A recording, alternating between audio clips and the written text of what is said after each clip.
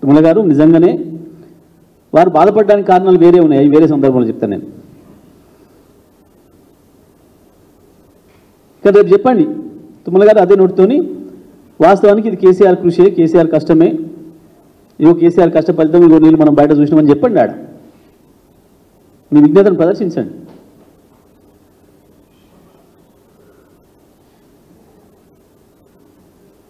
మంత్రులు ఇట్లా అబద్ధాల పునాదుల మీద ప్రభుత్వాలు నడపలేరు, ప్రజల్ని నమ్మించలేరు, ప్రజల్ని వంచిస్తామంటే కుదరదు. ఇప్పటికైనా ఇరిగేషన్ మంత్రి గారు కావచ్చు, ఇతర మంత్రులు ఎవరైనా సరే మాట్లాడేటప్పుడు సమాచారం తీసుకొని మాట్లాడండి, లేదంటే మీరే అబాస్ పాలవుతారు.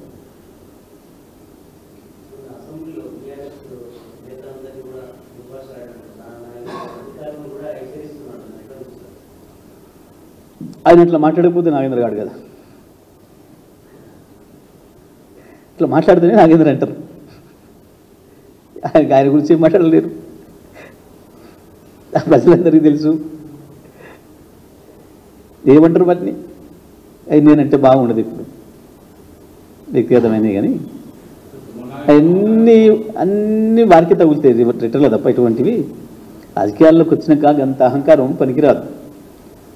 పైసల బలం చూసుకుని ఒక ఆయన, శరీర బలం చూసుకుని ఒక ఆయన, ఇంకేందుకు మాట్లాడితే ప్రజలు ఒప్పుకోరు. అట్లా మాకు మాట్లాడరాదా? మాటే కదా, ఎందుకంటే చిన్న గుంటే పెద్దగా ఉంటేది, గొంతు ఉందని ఒకటే కదా, అందుకంటే పెద్దగా అనరాదా? మాట్లాడితే ప్రజలు చూస్తారు కదా, నువ్వు స్థాయిలో ఉన్నావు, నీ భాష ఎట్లుండాలి, నీ హోభావాలు ఎట్లుండాలని చూస్తారు కదా ప్రజలు. సింగిల్ చాలా మాట్లాడండి, ముఖ్యమంత్రి మాట్లాడండి, ఇంకో మంత్రికి అవకాశం ఇప్పించి పైరవి చేసి మాట్లాడిచ్చిండు. వాళ్ళు మాట్లాడింది చూసారు, ప్రజలు మేము మాట్లాడింది చూసారు. అది అసహనానికి నిదర్శనం. తప్పులు చేసిన వాళ్ళు, భుజాలు దడుకునే వాళ్ళు, అసహనానికి గురైన వాళ్ళు మాట్లాడే భాష.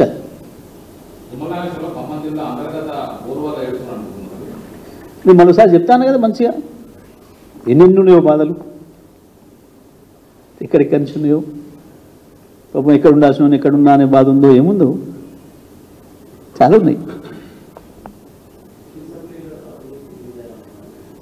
వస్తుంది కదా, మాట్లాడతారు కదా మన వాళ్ళు.